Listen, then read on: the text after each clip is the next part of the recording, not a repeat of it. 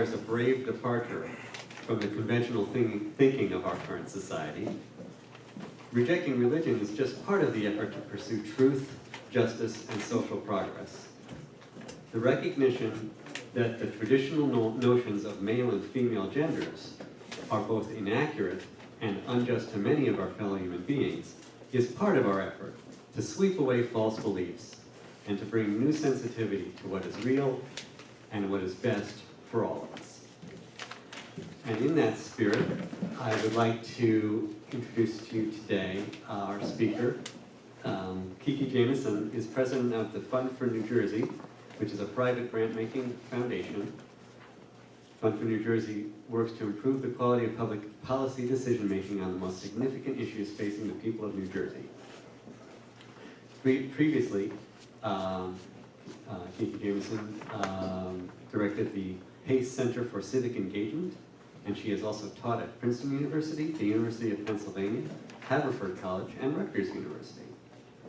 She was a visiting scholar at the Institute for Advanced Study in Princeton, whose academic work focused on issues of discrimination and punishment related to gender identity and gender expression.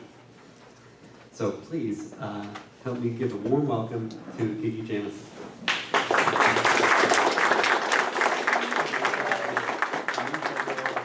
I do. You can hear me? Yes. Thank you so much for having me. I just want to say a couple things before I start. One is that I work at the Fund for New Jersey, and I'm very proud of that, but I'm not here speaking on behalf of the Fund for New Jersey. I'm speaking on behalf of myself and my former life as an academic. Oh, sorry. Just make sure that doesn't buzz, fine. Yeah. In fact, here, get yourself where you want. And so, obviously, I'm speaking for myself in that context. Two, I was so delighted when Trudy reached out and extended this invitation. I'm embarrassed to say I did not know about the Red Bank Humanists before the invitation came in, but I felt like I had learned about another outcropping of my people when I learned about all of you, and so I really appreciate the invitation. As Trudy knows, I'm a humanist through and through, a proud member of the board of the New Jersey Council for the Humanities, so a humanist both by inclination and training, but also by birth. And so what you have here is really wonderful, and I'm delighted to be part of it. I think of my job here today is to try and pose some questions and spur discussion about issues that are sometimes contentious. They may frankly be less contentious here than they might in other circumstances, but we'll do our best to shake things up. And before I start, I just wanted to make one quick comment, which was next month's program looks fascinating. And really, I wish I were free, I would come back for it. Looks really, really interesting. Just a little anecdote. My family and I were just on vacation out west in Montana and Wyoming, and we had the privilege and opportunity to visit a number of Native American reservations and learn more about the history and culture. And I understand that when she uses Indian in her title, she's probably talking about the subcontinent of India. She's not. She's talking about Native American and Indians. The intersections between organized religion and Native culture are shocking and really interesting and disturbing. One of the things we did was to learn about the influence of the Catholic Church on the education of young people on the reservation and the role of the church's involvement with the decimation of language and culture and practice and family integrity. So I think you're going to have a really, really interesting conversation, and I wish I could join you for that. Today, as I said, we're going to have a provocative discussion about a critical civil rights issue that is too little discussed or understood. When it's discussed, trans issues, which could be transgender, transsexual, gender, nonconformity, are usually approached in a kind of salacious manner, right? Like, what is that? Who is that? Who are you? Etc. But in keeping with the focus on humanities, my intention today is not to talk about the politics of individual identity, but instead to ask humanistic questions about public institutions. That is, how are these categories defined? What are the consequences of those definitions? And what is owed to those who are different, that is, who do not feel comfortable themselves or who do not comfortably fit into the institutional definitions that are placed. Am I a little loud? No. Okay. What did you say? Okay. I'm a little loud in my ears. So the big question is this. What's at stake in having official designations of gender, of having two separate and distinct, never the twain shall meet gender categories? And why does it matter? My claim is that gender in American public life is both underdefined and overdetermining. That is, we treat it as a kind of I know it when I see it category, yet it also matters too much. Like what your gender is, how you define it and declare it, has too much of an emphasis on what opportunities are available to you.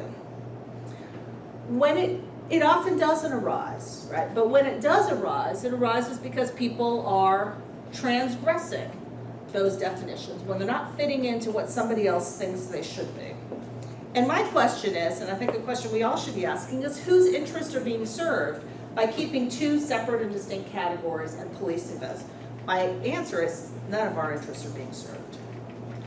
So the proposal is this, that justice, gender justice, requires a radical restructuring of both how we recognize gender so that we get beyond binaries, we're no longer thinking of one or the other, and how we respond to inequities within or between or among genders. The challenge really is figuring out which binaries matter and when. So here's a roadmap of today's discussion. We're going to think about constructions of gender, why gender matters, when gender matters, how gender matters, and answering a few questions about gender nonconformity.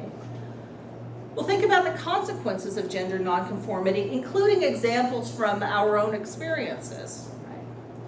We're going to talk about the rules that are in place about gender categories, how people are privileged or disadvantaged because of gender, and spend quite a bit of time thinking about how things could be different or better.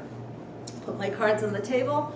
My basic impulse in life is to try and name what's wrong and figure out how to change it, and help myself and others get organized to change it, because I am inherently optimistic that just because that's how things are, just because that's how our institutions are organized, just because that's how things have been, does not mean that they always must be that way.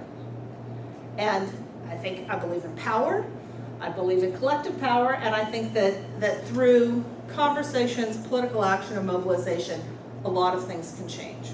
So obviously my aim is to help recruit you in that way. So first of all, definitions. When we talk about male and female, masculine and feminine, what do we mean? Right. They're the sort of biology. I would guess that if we went to a biology textbook in the school, they would have some kind of basic definition of what is male and what is female, right? And it probably includes things like chromosomes, right, or external genitalia, right? It might include so-called social characteristics, like does she throw like a girl? Does he throw like a girl? What does it mean to throw like a girl? Different societies, though, have different ideas of what gender means. And the differences that determine sex and gender are not just chromosomes, they're not just genitalia, they're not just the external organization of various body parts. But it also is about sexual orientation, attraction, individual self-conception, a gender identity of how people perceive their own maleness or femaleness and how they perceive it differently at different times. Right? Transgender and sexual orientation are not opposite things, right? Transgender people, like non-transgender people, can be straight or not. It's their choice. They can be both things, different things at different times. Transgender historically has been defined as people who seek to live in and be recognized to live in a gender that is different than the one assigned at birth. They may seek medical intervention or hormone intervention, even surgical intervention, depending on their own preferences, in order to allow them to live comfortably in that gender. Or they may not. Right. Increasingly, we see examples, and public examples, and more comfort with examples of gender nonconformity, where people say, I have my chromosomes, I have my external organs, I have my internal organs, right? I have all kinds of things. I have my behaviors and my preferences and my affinities, and I get to decide for myself who I am, how I am, and deserve respect and consideration regardless of which definitions and labels I use. And I may use different labels at different times in different places. So how many trans people are there in the US? Any estimates? There are 9 million people in New Jersey. How many self-identified trans people do you think?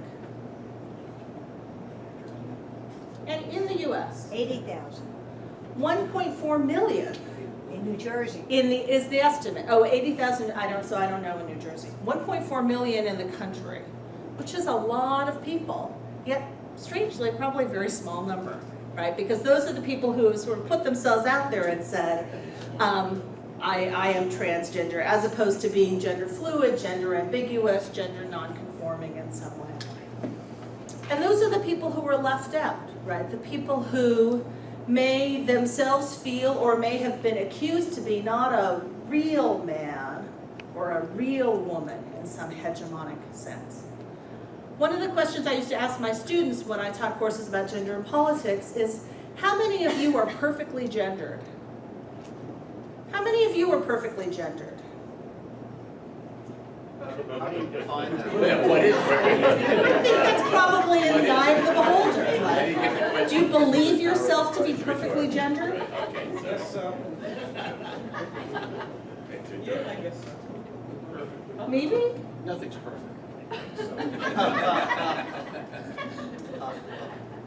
So I haven't met a lot of people who consider themselves perfectly gendered. And what's interesting is that when people start to think about what that means, right? They may think, oh, well, I'm nearly perfectly gendered, but my breasts are not quite big enough or a little too big for these particular students. Or I'm pretty perfectly gendered, but I really am interested in the subject that people of my gender were not encouraged to be interested in when I was a kid, right? Or I'm pretty perfectly gendered, but I have this relationship with somebody of my gender or another gender, and we're not exactly playing the roles that we might have been expected to play, so maybe I don't quite fit.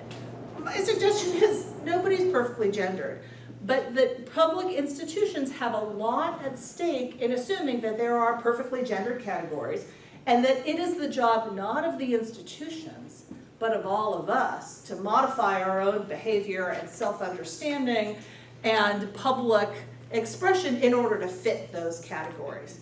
And doing that takes a lot of work. Have any of the people who think of themselves as women or who have been labeled as women in here ever been accused of being bossy? It may be a self-selected group, right? Right, and so what's at stake in calling a woman bossy? Well, saying she's doing something that's not entirely appropriate, right? If you were a better woman, girl, etc., you would not have that. Right. How many people who think of themselves as being male or have been defined as male or labeled as male have been accused of being too sensitive? Right? That's imperfect gendering, again. Right? But when you think about it, it's nuts. Right? We're all human beings, and we have different personality characteristics, and those kinds of things shouldn't matter. But they do sometimes matter, and I want to give you a couple of examples. In the Civil Rights Act of 1964, Title VII prohibited employers from discriminating against individual with respect to his compensation, terms, conditions, or privileges of employment because of such individuals' race, color, religion, sex, or national origin. So there are legal provisions that prevent us from suffering economic and employment consequences because of sex discrimination, right? Well, what does that mean? Ann Hopkins was an accountant who worked for Price Waterhouse. Anybody here work for Price Waterhouse? Ever? And she was passed over, she was a woman accountant in the 80s, already a bit of an anomaly, right? She was passed over in partnership because she was too macho. She was aggressive, she was demanding, and her supervisors thought she needed some charm school. I like that look. So what does that mean? Well, in order to improve her chances for partnership, she was advised to, and this is a quote, walk more femininely, talk more femininely, dress more femininely, wear makeup, have her hair styled, and wear jewelry. Now, I'm not an accountant, but I'm pretty sure that those things have very little to do with accounting regulations and practices, right? So she sued for sex discrimination,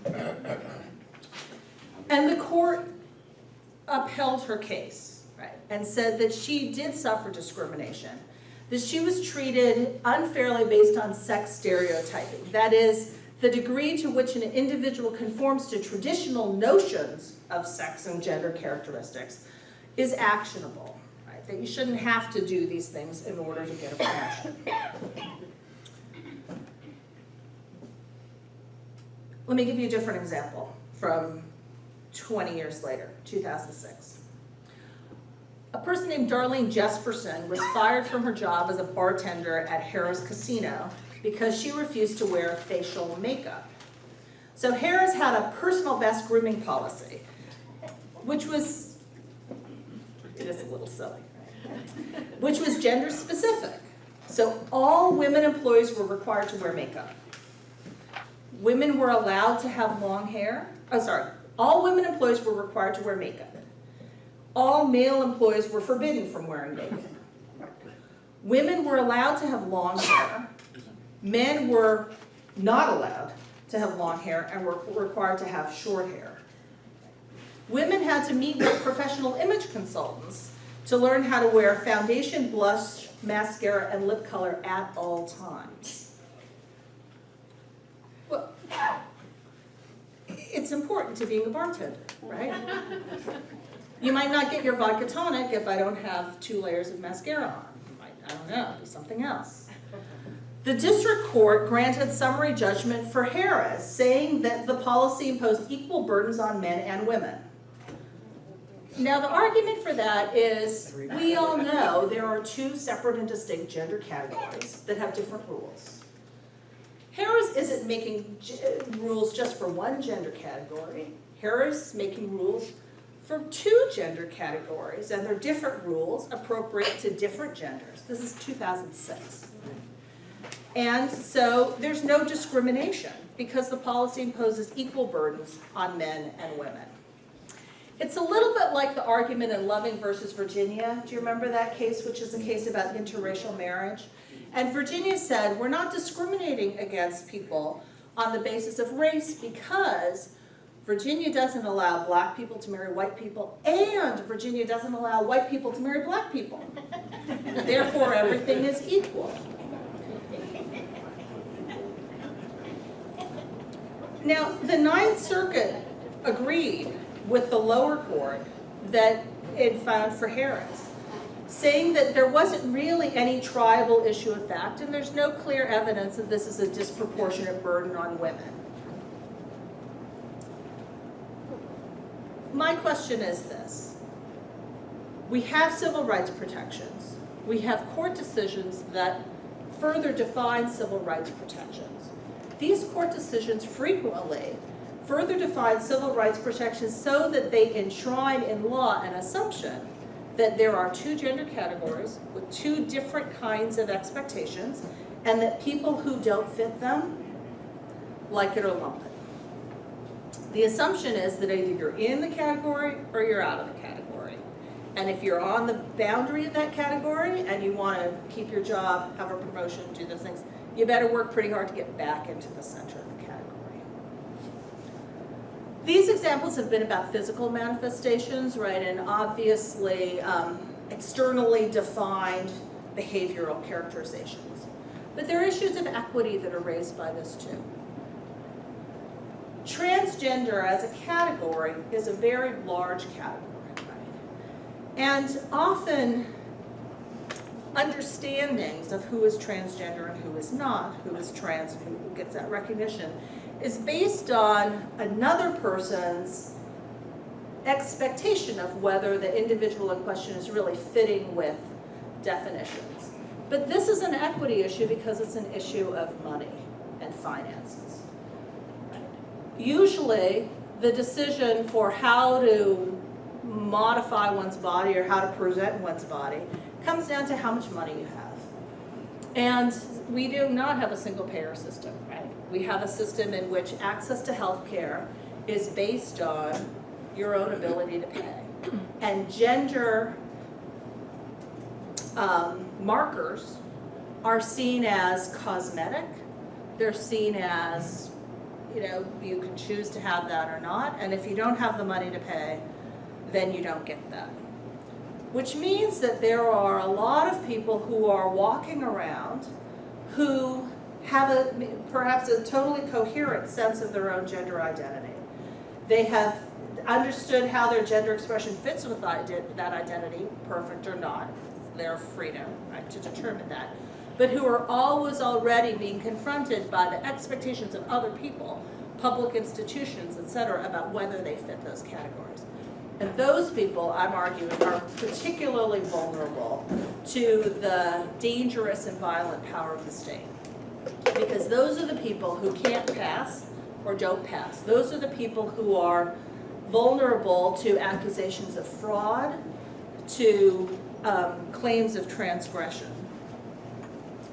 And it's very difficult. They also bump up against the expectation that people who are not perfectly gendered or who are not trying hard enough to be perfectly gendered are fraudulent. And this is the argument that Governor Christie used when he vetoed the birth certificate bill. The birth certificate bill in New Jersey would allow for people to change their birth certificate so the birth certificate gender box matched their own definition of gender. Many states have done this, and it frankly is a really good way to help keep people safe because it makes their official government identification match up with their own individual identification in their presentation. Governor Christie, and as have other politicians elsewhere, vetoed this bill and bills like this because of a worry that gender fluidity or gender transformation was inherently fraudulent, that it was something that would be used by people who were trying to get one over, right, who were trying to pretend to be something that they weren't really truly. I'm going to assume that it's obvious why that's dangerous and bad. So how often does gender nonconformity become an issue? Well, like many things, it depends on how lucky you are and how privileged you are. Right? If you have a lot of money and good fortune, you can be as gender nonconforming as you like, and it may even have a commercial upside. Right? There just was an article in the New York Times last week about Magic Johnson's child, who is proudly confounding gender expectations, right, by choosing clothes that fit his mood, right? And he's not saying, I'm transgender. He's saying, my gender is my gender. Part of being an autonomous individual, right, fully having rights and privileges, is getting to choose what you wear and how you are. Most people are not that lucky, and most people are not that fortunate. Many trans people are highly vulnerable and are poor and are marginalized. Are they poor and marginalized because they're trans? Sometimes yes. Are they highly vulnerable because they're trans and poor and marginalized? Probably. So who decides these kinds of things? Well, in the American political system we have, and the way that institutions define gender and gender categories, these transgressions also often depend on the judgment of regular, everyday bureaucrats. So, how many of you, if you're comfortable answering this, in your regular interactions, feel like you're being gender policed? Do you want to say anything about that? Yeah, you don't have to. Oh, gender police, yeah, all the time, absolutely all the time. I feel that certain things are expected of me, and I'm told sometimes, well, when I was younger, I was called a man-hater because I would say things were unjust, or I was called a lesbian Yes. And so it's just gone on through my life because I'm very outspoken about things that are not, you know, fair, what I consider fair. So all the time, absolutely all the time. And I get, you know, I don't get fair representation. For instance, if I have to call the police or something like that. Absolutely unfair. I feel I'm being gender policed because every time I go to fill out an application, it asks you for your, Yeah. I feel I'm being gender policed because every time I go fill out an application, it asks you for your gender, your religion, what difference does it make? You know what I mean? So I'm being policed as far as my gender, as far as religion goes as well. So what difference does it make? That is a really good question, and that is the question that people rarely ask, and I'm gonna spend the rest of the time today trying to ask that question. There were some interesting cases that came out of Philadelphia. Anybody live in Philadelphia, ever have a SEPTA pass? So SEPTA is the Southeast Pennsylvania Transportation Authority. They run the buses and trains in the greater Philadelphia area, and you can buy a monthly pass so that you get a break on the ticket costs, and it makes it much easier. SEPTA passes had not your name, but your gender. There was an M and there was an F. So how do you get a pass? Usually in order to get a pass, you have to use your official form of identification. Your driver's license, which is usually based on your birth certificate, etc. You can see where this goes, right? So what happens is, at the time a baby is born, somebody looks between that baby's legs and checks the box. Even though we know that in 2 to 4% of all births, there is some kind of genital or gender anomaly, right? Because people are not born perfectly gendered. Somebody is making a judgment about, you know, what you're having. We've all heard that, right? What are you having? I used to say, I'm having a human, and nobody liked that. So you have a birth certificate that then feeds into your driver's license and all your other official identification, and you go to buy a transit pass. You can save a little money on your monthly commute, and you have to show that official identification. And then that thing that somebody determined, 25, 30, 55 years ago, shows up in a little box on your transit pass. And if you live in a place like New Jersey where it's very difficult to change your birth certificate, you're stuck with whatever that person wrote, even if it doesn't fit who you are. So why does this matter? It matters because the people who police transit passes are usually bus drivers, who are charged by their employer with making sure that nobody's getting away with any funny stuff. Well, what does funny stuff mean? It means not using your own pass, right? Or using somebody else's pass, or sharing passes. So who gets stopped for that? A person with an M who's borrowed it from his friend with an M? No. The people who get stopped for that are the people who the bus drivers determine aren't sufficiently perfectly gendered. Who else determines gender? There are, unfortunately, a lot of cases, and this is the sort of the hyper-policing that we have now, of bouncers in nightclubs determining gender. Well, how do they determine that? Because there are reports that there is a man in the women's room. And then that person is pulled aside. Are you really a woman? Prove to me that you're a woman. Does your state identification say that you're a woman? If it doesn't, then you are a man in the women's room. Understandably, of course, a complete threat to everybody in the building, and then we should call the police, right? I use these examples because this is how things that seem innocuous on their face start to pick up speed, like a rolling stone. And there are people who are particularly vulnerable, and the people who are particularly vulnerable are usually the people who are not powerful, wealthy, or white. Right? Stop and frisk is a good example of this. You've all read about the stop and frisk controversies in places like New York City and Newark and other large cities. Stop and frisk is where police, in the interest of keeping us all safe, can stop anybody on the street at any time and, so, you know, who are you? Where are you going? What are you up to? Let me see your ID. Let me run your name. Right? Do you have anything in your pockets? Do you want to show me what's in your pockets? You don't want to show me, well, if you don't want to show me what's in your pockets, then I might sort of, right? But who is targeted by that? Overwhelmingly, people of color. And overwhelmingly, and disproportionately, transgender people. The National Center for Trans Equality has estimated that the incidence of being arrested or held in a jail cell strictly due to gender identity and expression, that is, not having your gender identity match up with your official identification or otherwise transgressing, is reported to be 41% for Black people and 21% for Latino people. There is also the particular issue of violence against Black trans women, which is shockingly prevalent and never discussed. It needs notice and particular notice. So why do I raise this? Because it's a major civil rights issue. And what is interesting and important is that this is both a question of humanities, right?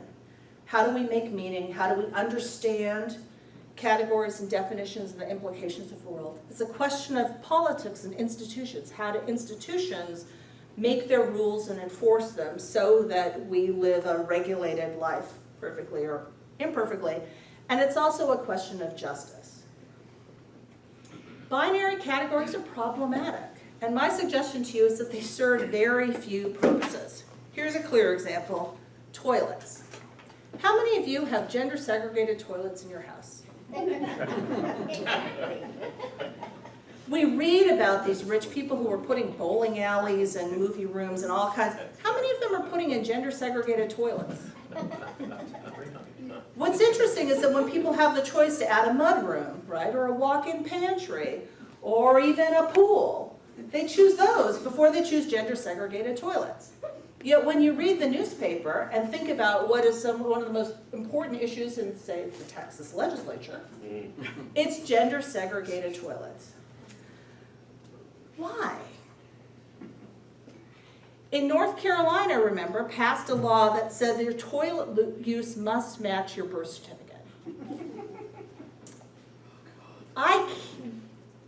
I'm sure that there has been a time or two that I have been in a public building and happened to have my birth certificate in my bag, because I don't take my birth certificate to the bathroom. Now, I have the privilege of doing that because people might look at me and assume that my gender presentation matches up with the designation on my birth certificate, maybe. I have the privilege of doing that because I travel in a world in which I'm generally not questioned and detained because of my racial privilege, because of my class privilege. So who is being stopped and asked for birth certificates? People who are not perfectly gendered, right? People who are not gender conforming in some way, which often, again, tends to match up with class privilege and racial privilege. There is this idea that if public bathrooms are not strictly gender segregated, then they will be the locus for sexual assault and harassment. The paradox, of course, is that public bathrooms are the locus for sexual assault and harassment, and typically the harassers are the police, right, and other public officials who are literally policing those gender boundaries. I was in an airport in Billings, Montana, that changed, I'm just filled with stories from the American West, that was so interesting because every single stall was a single occupancy stall.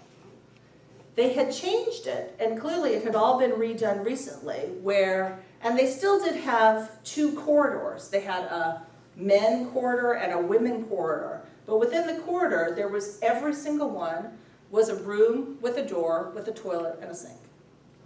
5 or 6 of them down the line. It's interesting. It's a very different approach and much safer and much more convenient for any number of people. Now, why are toilets such an issue? For some reason in the US, toilets have a strong political history, right? And I'm sure there is an academic someplace writing a book about the politics of toilets. Toilets were used in the discussion about the ERA, right? That was one of the things that got people all riled up, is that if you had an equal rights amendment, then you might have to have unisex toilets. So why is there so much horror? My guess is that most of us would prefer, given the choice between a gender-segregated toilet system and a system of public toilets that were clean, safe, and accessible, most of us would choose the latter. Lots of people would be helped. The 95% of us who are not perfectly gendered all the time, right? People who are explicitly gender nonconforming or trans, elderly people, parents, anybody who needs assistance. There was a funny law review article written by a professor named Mary Ann Case from the University of Chicago, and the title of the article was, quote, "On not having the opportunity to introduce myself to John Kerry in the men's room." Because apparently stuff happens in men's rooms, right? Political influence and others that many of us, if we're not that gendered, don't have access to. So we need a different understanding, is the argument, to recognize that the people are not the problem. It's the institutions and the institutional definitions that are the problem. And by shifting the debate to the institutional characteristics, we can, I think, get a little bit closer to understanding. Now, there are a number of solutions, right? One is that we just let people change their documents. Change your birth certificate, change your passport, no problem. We can do that. But that doesn't actually get at the underlying issue, right? That just allows people to change from one to another. We need to ask what's at stake in keeping binary categories in the first place. So why do you need your gender on your transit pass? Fraud seems like not a particularly plausible reason. Why does it matter for gender to have gender identification on something like this? Why not, I don't know, have a current picture, have your name? You could drive all us privacy advocates crazy by saying put your fingerprints on it. Bad idea. Sometimes birth sex does matter. Sometimes it matters absolutely, and one clear example of this is in the case of medical histories and discriminations, right? In which there are really horrific stories of trans people who were not seen by doctors and whose symptoms were not taken seriously because the doctors discounted their medical histories. That's a case in which it matters. Most of the time, it doesn't matter. Here's a different question. What do you do if an entire institution could be toppled by a new understanding of gender categories and institutional recognition? An example is a single-sex school or program. I'm going to talk about this because I've had some struggles in thinking about this myself. So I am a proud graduate of Bryn Mawr College, which is a college for women. By the time I got to Bryn Mawr, I'd had 100 years of experience of being a college for women. Now, why was it founded? It was founded because women weren't allowed to go to other colleges, right? At the time Bryn Mawr was founded, there were actual scientific people who believed that if you educated women, the blood would go to their brains and would run away from their ovaries, which would shrivel up and they would become barren, which was pretty much the worst thing you could be, right? And so you'd have too big a brain and too small ovaries and shock and wars. So a women's institution was founded, a number of them were, and they provided a terrific way to educate women in an academically rigorous setting. Women's colleges in the US have been, by many accounts, by sort of traditional academic accounts, phenomenally successful, right? They turn out smart and accomplished women graduates who go on to get PhDs in record numbers. I think Bryn Mawr has been and still is the #1 producer of women's science PhDs in the country, even though it's a little place. There are lots of reasons why this compensatory role has been very successful. But then I asked myself, again, as a proud alum of this organization, what's at stake in keeping single-sex institutions? If we want a world, and I do, in which gender categories matter a lot less, in which gender nonconformity, the space for gender nonconformity is much bigger and richer than it is now, then what's at stake in keeping institutions like single-sex colleges or schools, programs, affinity organizations? Now, you could argue that there still are contemporary needs for it. That even though I don't know of any credible people who believe that blood to brains and blood to ovaries are, separate and are in competition, it's not crazy to say that we have a lot of sexism in our culture. That there are real obstacles to women's public leadership. That women as a whole have economic challenges, professional challenges, justice challenges, safety challenges that are disproportionate. And so there are needs. But the question is this, can it still be justified? If you start to say that gender categories shouldn't matter, don't matter, aren't real in meaningful ways, do you then have to get rid of all single-sex or single-gender institutions? What do you think? It's complicated. So maybe you do, right? Bryn Mawr and a number of the other women's colleges addressed this issue by issuing statements about how they would handle admissions, because they had admission challenges from gender nonconforming prospective students who said, I don't have an F on my birth certificate, but I am female, I am a woman, I want to be considered for admission. They also had current controversies from students who had an F on their birth certificate and were invited to matriculate, who joined the campus, and in the course of those 18 to 22 years, which is when lots of us at least start to take some significant steps towards self-understanding and discovery, said, you know what, I might have an F on my birth certificate, but that's not who I am.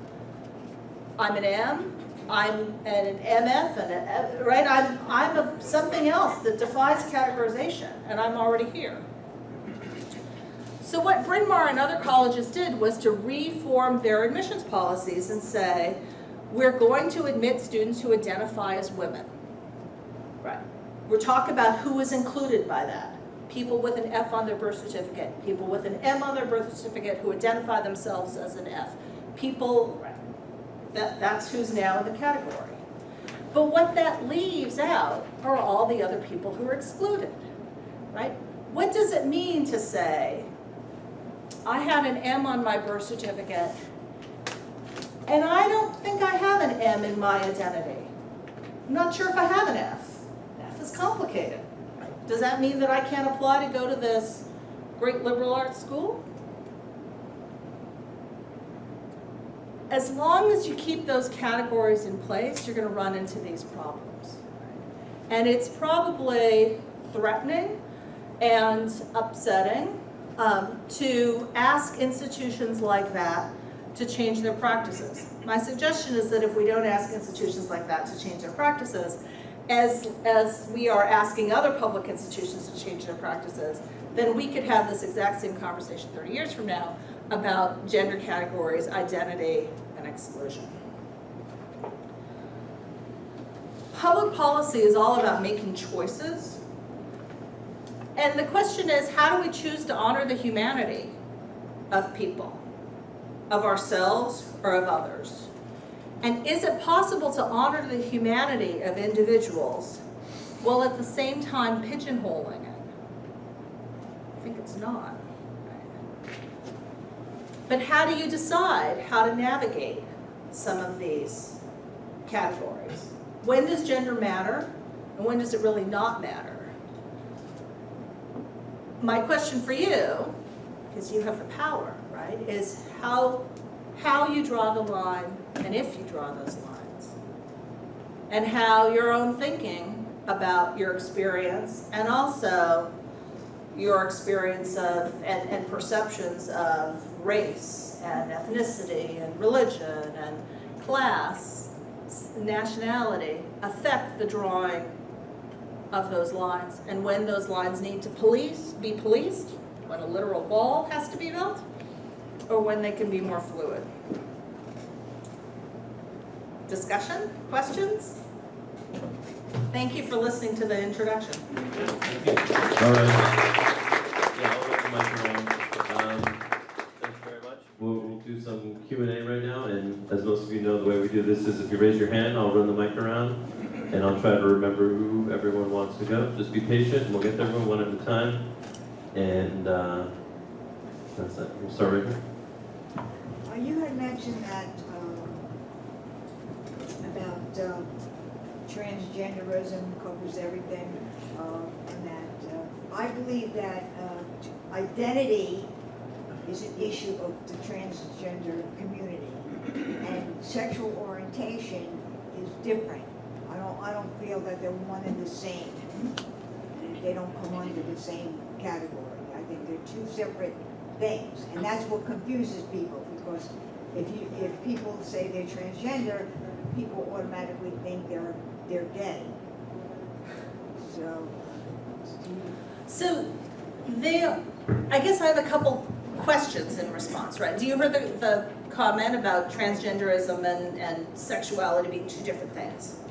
So they are and they aren't, right? So yes, in some sense they are two different things, in the same way that my sense of smell and my sense of taste are two different things. Yet they're connected. And they're connected in a historical context. And the historical context is that there has been thorough bias and discrimination and institutional prejudice against people who are part of those categories historically, and the institutions have tied them together. So part of why there is an LGBT movement is because people who were L and G and B and T, even if they were separate and distinct in some aspects of their experience, found themselves in the same situation, that is being reviled and denigrated and disrespected by both social activity and public institutions. So I hear what you're saying, but I'm a little bit worried that when we start to say, well, this isn't the same and I'm different from you, that we're actually creating, we're removing opportunities for power and change that we might otherwise have. Does that make sense? Disagree. No, it doesn't. Okay. Because they just happen to be gay. You take Janet Mock, who is straight, and then you take Kate Bornstein, who happens to be a lesbian. So, you got 50-50 as far as orientation. How does Janet Mock fit into the LGBT category? As opposed to Kate Bornstein. See, and that's where the confusion lies, because Janet Mock will say, well, I'm straight, and Kate Bornstein will say, well, I'm a lesbian. So it's confusing. So people think that it's a matter of sexual orientation, when it's really not. It's a matter of identity. But I think in this case, it's a matter of discrimination. And both Janet Mock and Kate Bornstein would talk about how their own way of being in the world has not been allowed to fully flourish because of these kinds of narrow and rigid and bifurcated expectations. That's the thing that people have in common. Part of what I'm suggesting in this talk is that it's not just Janet Mock and Kate Bornstein who have this problem. Everybody in this room has this problem. It's just that many people are privileged enough not to have it that often, or to be able to sort of sail past it because they have other things that are easier. But that as long as we think that this is something that just applies to Janet Mock and Kate Bornstein, then it's easy to dismiss it as a side issue or we'll let those people figure it out. I'm trying to make the pitch that we should all figure it out, and that we all have something at stake in trying to open up those categories and to stop the institutional policing of the categories, which is really where people get hurt. All right, I have another question. A big issue is that Wait, Trump one wants moment. We need to- We have another question to over move here. on. But I'll stay and keep talking with Yeah, you. yeah. Yes. Go ahead. Good. Thank you for your very, You're good. You got it. You got it. Stanley, You got it. thank you very much for your,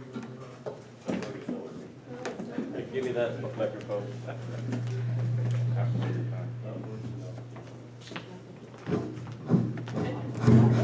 I got it. All right. I got it, Steve.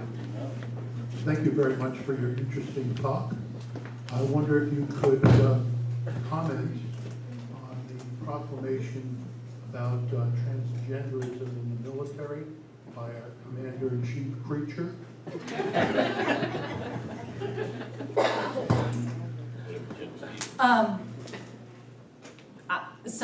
I mean, obviously, I think it's wrong.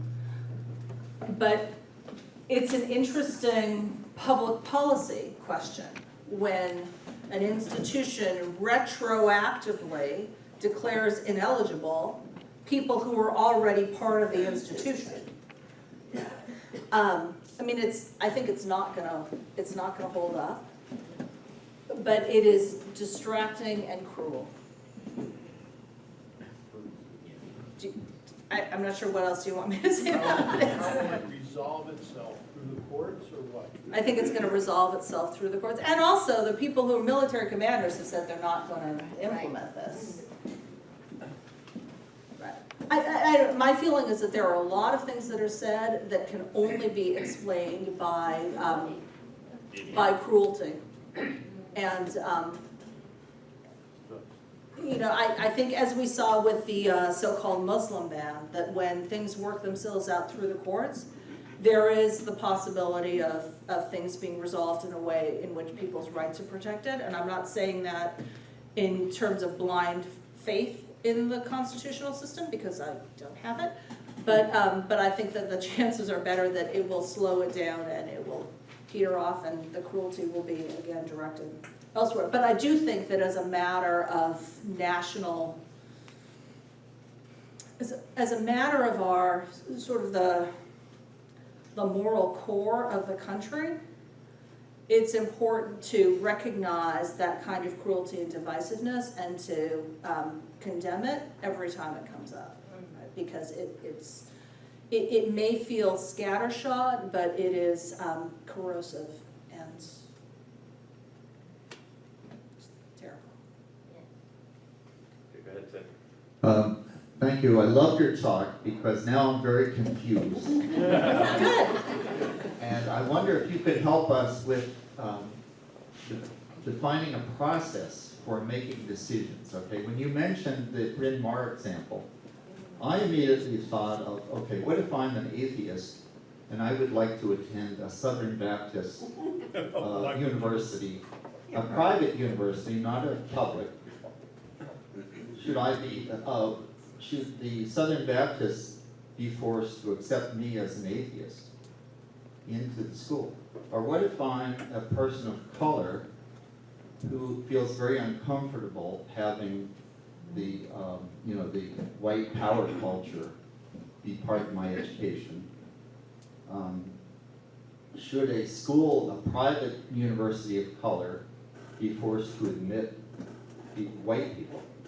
And so now I'm grappling with, well, how do I decide, what's the process by which I can decide whose interests are being served and when that's not beneficial to society? That's what I'm struggling with. So it's tricky, and I'm not a lawyer. If there are any lawyers here who can help me out, I would appreciate that.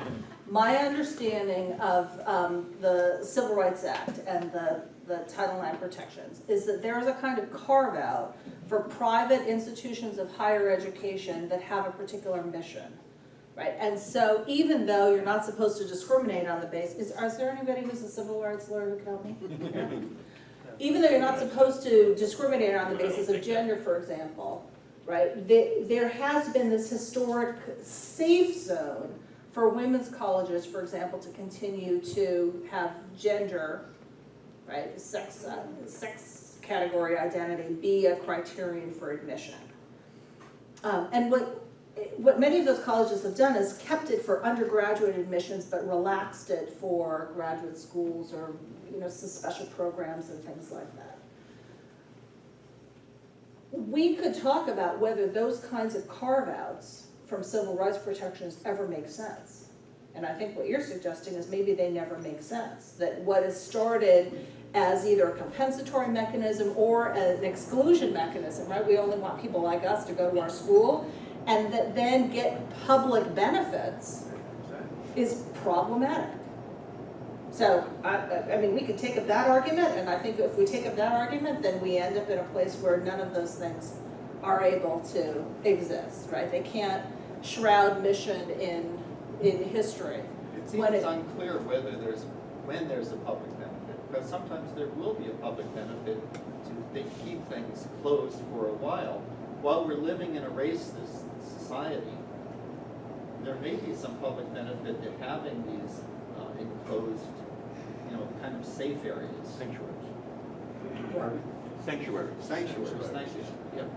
And it's tricky because what looks on its face to be fair and equivalent treatment doesn't always hold up when you look at the particular context of discrimination and opportunity in the culture we have, in which you do still need those compensatory mechanisms. I think what I'm saying implicitly is I think in the case of women's colleges, I would be very supportive, as my friend and colleague Heath Fogg Davis has been, of saying, he's a professor at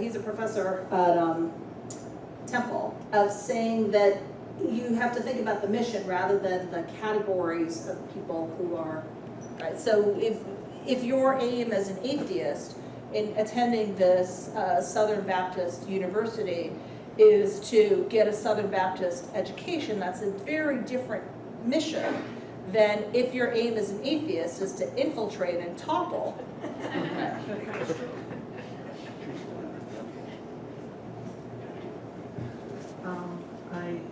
I was reading yesterday, a couple of days ago, an article which I found, again, by the way, my name is Sandra, and it's interesting because it does touch a lot of what you're saying.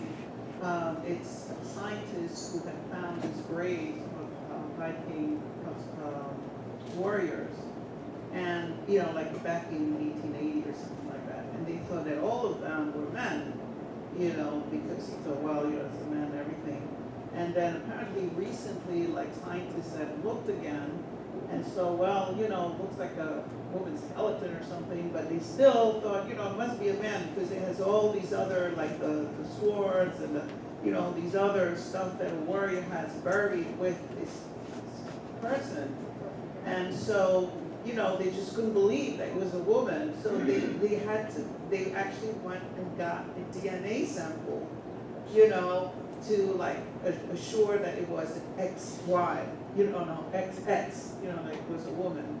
So that, it looks like, well, so my point, I think, is, again, we put so much attention to what should be, in our own little world, that we can't even imagine that in some cultures, well, maybe things were not like that, So maybe if people put less attention to the color of the skin, to, maybe the way that the person, what they wear and everything, it may be less in trouble. What do you think? Or I mean, people bring their own lenses to things, right? And you use your own understanding of what these categories and definitions are in order to make sense of something else. People do that, we do that all the time. My argument is that when public institutions do it and use the power of the state to enforce it, that's when the problems really arise, right? So somebody may say something that is offensive to me, but me feeling offended or having my feelings hurt is a very different order of magnitude from being policed or arrested or shut out of things because of the state, which I'm a constituent part, is defining things in this way. Let me give you another example. There was a really interesting case about marriage in Florida several years ago. It was a case about divorce. And this couple that had, had a couple kids, made the family through adoption, lived together, etc. Things fell apart. They got divorced and it turned really nasty.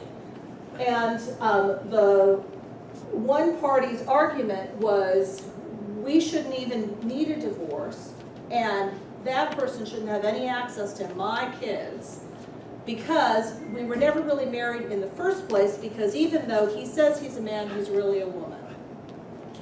And so the whole thing came down to this question of what is a man and what is a woman, and does a husband have to be a man, and does a wife have to be a woman? And so what happened is that the courts then had to determine, is this a legal marriage between a man and a woman? This is pre-Windsor and everything, right?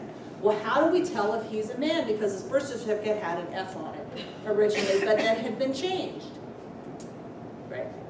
So his birth certificate now has an M on it. If you had an F on your birth certificate, does that mean that you can never be a man? Well, the court in this case really wanted to figure out that he was a man. So how did they, and they had the new birth certificate to prove that. But what else could they use? They went to things like, who mows the lawn? He mowed the lawn. Okay. Who likes football? He likes football. Who drinks beer with his friends? He drinks beer with his friends, right? He has an M, he mows the lawn, he likes football, he drinks beer with his friends, he really is a man, they really were married, they can be divorced. So, in a way, that's a good decision for him, because his gender identity is affirmed, and with it, his connection to the kids he's been living with for 8 years, right? Is that his marriage that he believed he was in was really. On the other hand, what does that do to everybody else, right? If he'd been a man who liked, I don't know, something else, does that mean that he wasn't really a man and didn't have access? So those kinds of views are really, really problematic when they are being enforced and declared by people who are state actors. And that's really my point, is that it's about prejudice and social interaction, but what really matters is how institutions and government actors with the power of the state do these things, and the consequences that people face are really horrific. And we should all be worried about that. I have a okay. I have a question about it's toilet vacuum issue. My first experience was 40 years ago, and I want to know how the Europeans get it right and we don't. I just don't know how that happens. I was in a hotel, big hotel, and I guess it was Germany or something, and I used the pool all the time. So I went down to the indoor pool in the basement, and the receptionist woman there said, here's your key to your locker. And I said, well, where's the locker room? She said, I'll show you where the locker room is. And she walked me into the locker room, and guess what? The locker room was the same for men and women, right? Lockers right next door to each other. And the pools were, of course, all integrated, not sexually, man, woman, stereotype, whatever it is. And I just didn't get how they could do that, and we can't. Do you have any experience with that? Well, I mean, I think we don't do it because we choose not to do it. Because we take for granted and we naturalize all kinds of distinctions that aren't really meaningless. I mean, the United States is, one could argue still in some ways now, but certainly, until quite recently, it was basically an apartheid state, in which there were some rules for people who were officially designated white and some rules for everybody else. We did that in a way that many other countries didn't. And what you see, I think now, are the last gasps of trying to perpetuate that. So I could make a descriptive statement, but I certainly can't justify it or explain it, except to say that it's about power. Right? And who is making the rules, and the people who are making those rules feel like they have a lot at stake in keeping them. Why in the world would, bathroom policing be at the top of a Texas legislator's agenda? That defies rational thought, I think. So, My name is Susan, and very interesting talk. So my question is, when years back, they started determining if a baby was black or white by a percentage, is that a law or is that just common acceptance, or what is that in America today? Because it seems that it depends on how you look. And so is that a law here? I think you're right, that it depends on how you look. There was a time in which that was much more carefully policed, based on understandings of who your parents were and your grandparents were and what categories applied to them. But even when my older son was born in 2000, there was a form that they brought to us in the hospital right after he was born that we had to fill out that had racial and ethnic categories. And that they wanted that form filled out before they would do like the birth certificate and social security number. And I had just had my first baby and I was not really in the mood for this. And so I said, I'm not filling it out, right? I'll tell you what the child's name is, right? But I'm not doing it. The nurse did it herself. And then I was really mad, right? Because what she did it based on is I'm looking at this baby and he looks pretty pink to me. Therefore, I'm going to say that he's white. Well, And that was a case in which the state and the county didn't require that information. The hospital had added this, sort of gathering demographic data practice in the midst of it, and was actually sort of impeding the ability to get official papers on the way. So even if it's not a law, which it wasn't in that case, it is a practice that for some people has the effect of feeling like a official action, and it's very arbitrary. I think it damages our country, because I don't think there's any purpose in putting any kind of color anywhere. But if you think about it, if it's a law that you're 10%, let's say Asian, then you're Asian. Or if you're 10% or 5%, which is what the black-white thing is, like with President Obama. I mean, they call him the first black president, but realistically, he's half white and half black. So, you know what I'm saying? People get labeled then all the way through, and then it gives people a choice of whether they want to like them for that reason or not like them for that reason. So I think as a society, we have to get rid of that whole color thing and stop calling people colors at all. There's so many arguments for what you're advocating for, right? There's so many justifications, but there also are counter arguments that are really difficult to manage. And one of the counter arguments is that if we don't collect any of that data, we have no means to recognize discrimination and bias. No, I understand that. And that's that's like a rock and a hard place. But if you never had to see a person and you only got information about a person, then you couldn't discriminate by their color or whatever. I mean, But then you'd find, their name, their religion, their practices. I mean, can I just one more thing?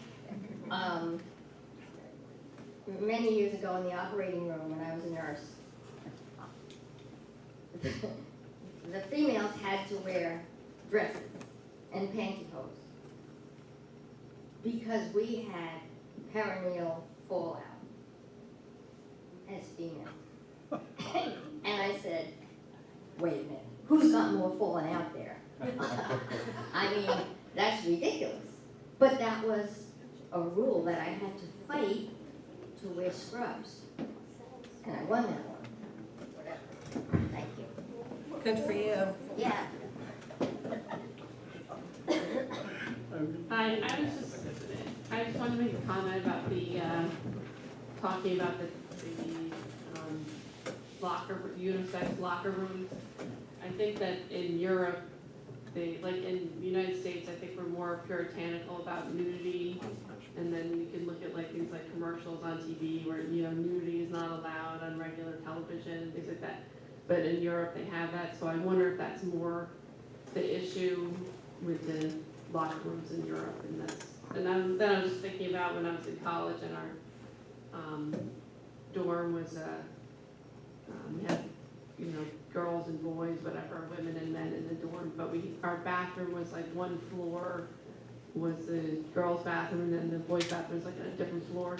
But then there are other dorms on campus where they had unisex bathrooms, and that was always like people would just joke about that because it was like you could see anyone could see naked people like of all different genders. That's all. So I was just thinking about that.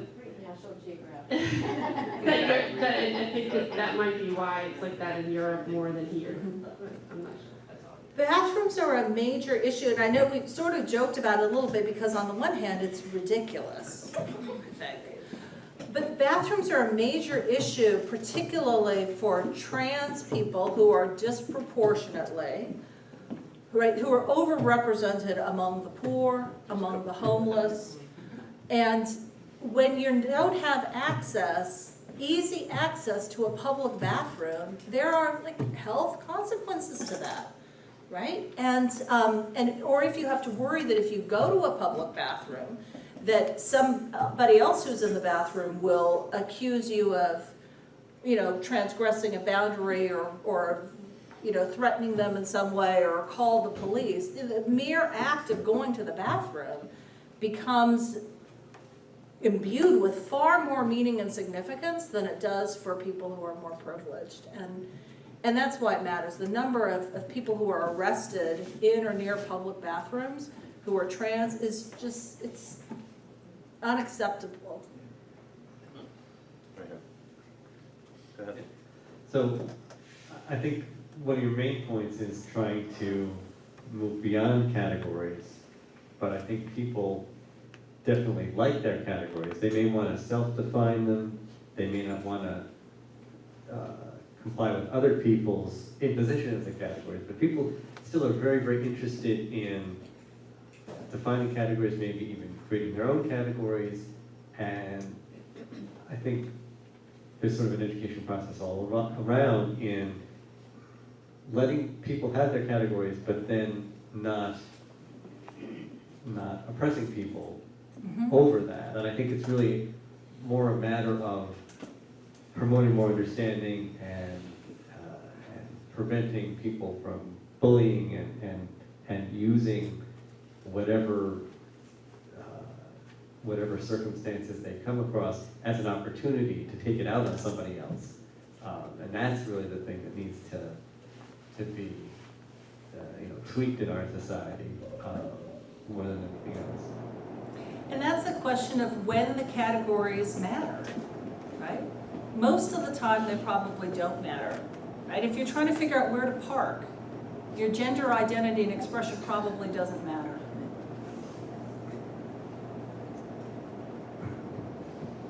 Under the category of rational thought in Texas legislature, when I first became aware of LGBTQ, as a political issue, my first reaction was, I don't care. It never occurred to me that it would be my business to worry about who someone loves or how someone identifies. And I was just wondering, those who do care about that, is it strictly religion? Or, are there other factors involved that, I'm not aware of? Because I just can't figure out why so many people have such empty lives that this is what they care about. You mean when people care with revulsion? Yes. I mean, And they want legislation about a bathroom. I don't know, but I do think that it cuts both ways, and this, we're all talking about the same issue, right, of when it matters and when it doesn't matter. There's this really wonderful quote from a guy named David Drake, who was a playwright, is a playwright, and Drake wrote a play called The Night Larry Kramer Kissed Me. Larry Kramer is a really famous playwright who wrote The Normal Heart and a number of other things. And he tells a story in there about when he came out to his mother when he was a young man in early 20s. And he really worked up to this, and this was in the early 80s, I think. And, you know, there were fewer people who were out, and there was less understanding than there is now in the US. And he finally got the words out, and he told his mother that he was gay. And his mother had what some people thought was a perfect response, which is to say, I love you anyway, none of that matters, you're my son, I love you, etc. And he said, but Mom, it matters to me. Which I find really interesting, right? Because it's how do you define the circumstances in which something that shouldn't matter for some purposes really does matter?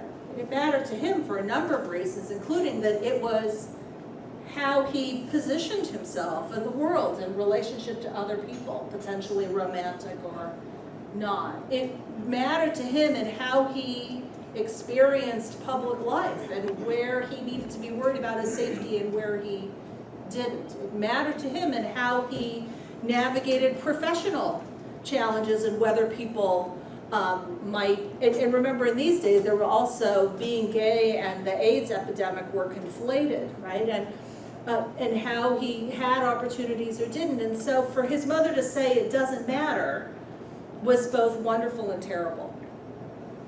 And I think that same tension is present in many of these things, right? That it should, I think it shouldn't matter when it comes to bus passes and, you know, getting to be a partner as an accountant or any of those other kinds of things.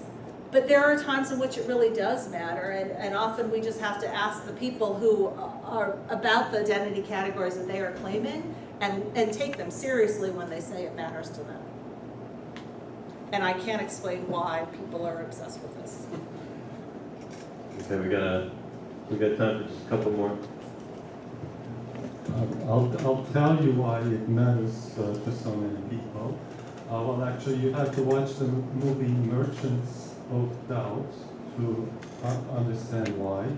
It has to do with how the tobacco industry used all kinds of other issues to subvert from the discussion about tobacco. And 30 years they were successful to keep tobacco still legal. And that's what the fossil fuel industry is now doing. They're using all these other issues, whether it's racism, whether it's abortion, whether it's gay rights. They're using to foment and distract from the attention of the fact that we really need to cut down the CO2 emissions. And they've been very successful. That's the reason why we're having all these issues come up in a succession. Even God and religion and schools and all those issues are being pushed down by these 1,000 organizations that Charles Koch has founded in many different guises to push his agenda. That's where the source of the problem is on most of those issues. He's using all of those. This is a wild person, just like Hitler, just like Stalin, much smarter than any one of us, and he's getting away with it. He's above the law. Now, thank you. I'm a gay man. I identify as a gay man, and I really appreciate your presentation and that this group took on this issue. I'd say the purpose of the movement shouldn't be to banish sexual categories. If women want to celebrate femininity, that's great. If there's a school who wants to be just explicit for women, that's great. For black people, that's great. Or for men, that's great. I don't think the purpose, as Eric said, should be to banish those categories. I think we should celebrate them, but we should allow for more ability of self-expression and being who you are and what you are, and not beat down on those people. As a gay man, I didn't raise my hand, but I have been policed since I was 10, 11 years old. I've been policed by the society about not to be what I should be. So all those years, and this is a huge burden on these people, and especially transgender people have even more difficulty to conform. I mean, that's where the closet came in place, because that was a safe place you could escape to and not deal with this extraordinary pressure that the society was putting on a 5-year-old kid growing up, all the way from, you know, the moment you start feeling your sexuality, you have this, and I grew up in Turkey, but it was the same here, more or less, although it's changing. And I really, it's great that you have thought and came up with these things. And one more fact that I want to mention about Scalia's decision when he ruled against sexual orientation to be struck down. Before it was struck down by Anthony Kennedy's decision, his basis in the 50-page or 100-page, whatever, how many pages he wrote, the basis of the argument was that this is what the Bible says. That's what the crux of his argument was. Nothing else in those 80 pages mattered, but this was the gist of his argument. That's what my Bible says, and that's what sexual orientation should still be criminal. It was the basis of just one to tell you fact.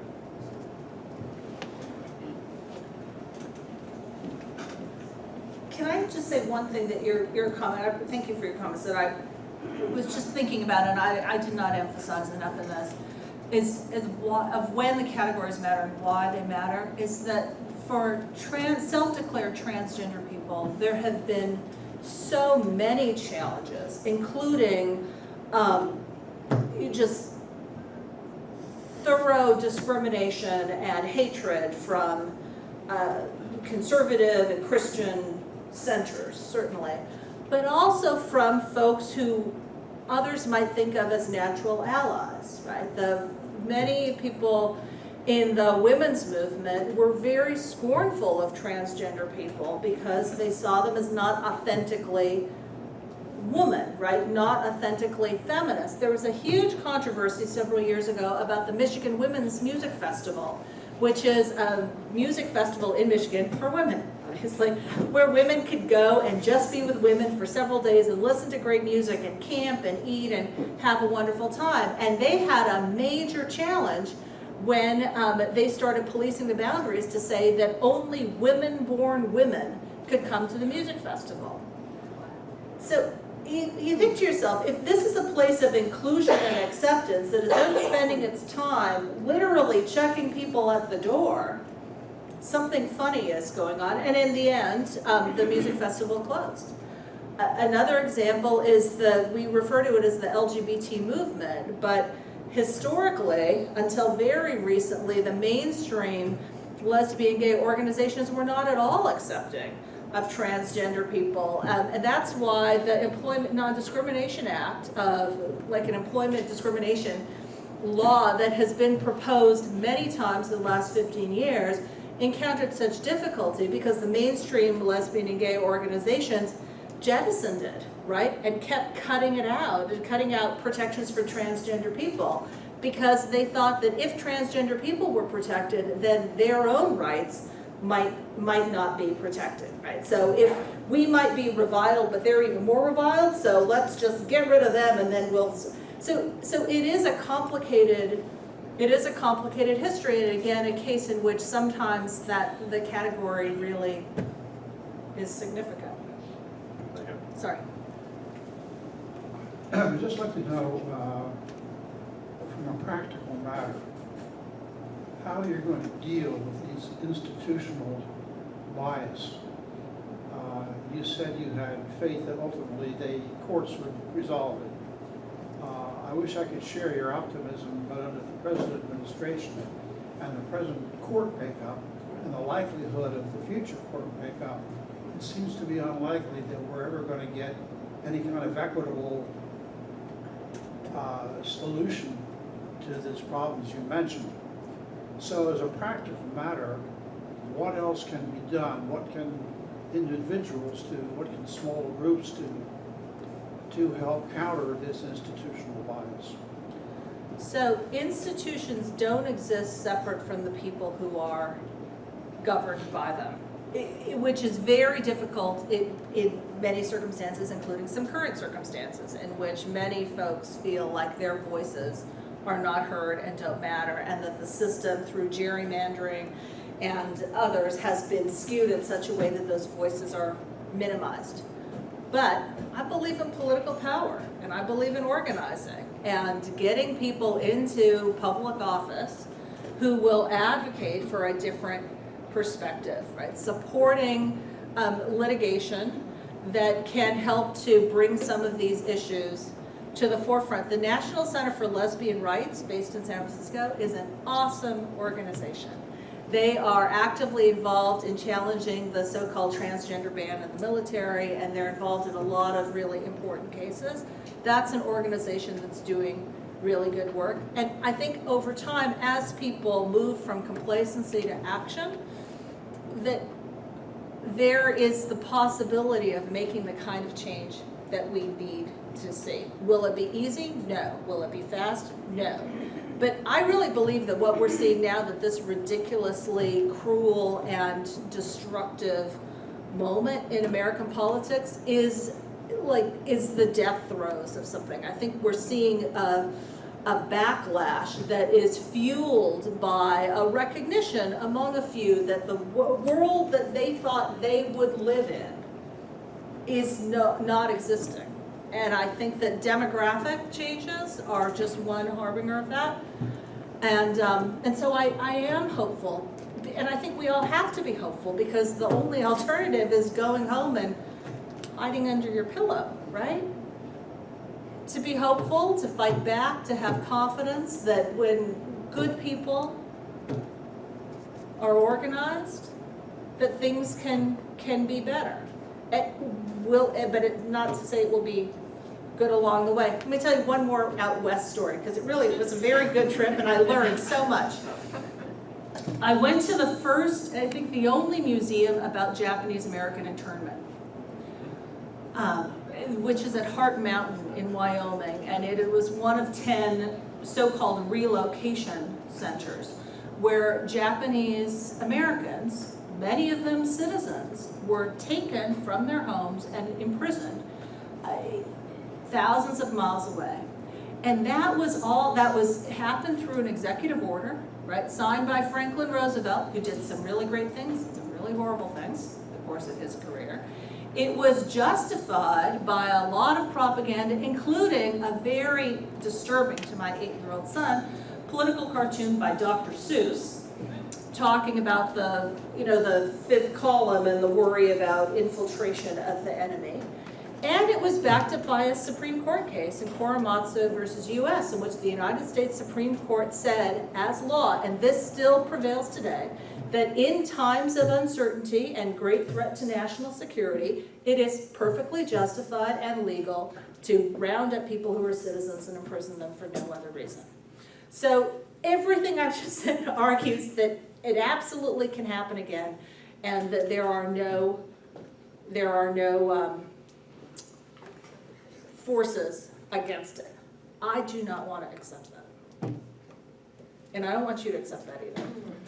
All right, it's now 12:14. We usually end at 12:15. I do have to pack up all this stuff and go. So we've got 2 more people. If we could just make this extremely quick, both of you.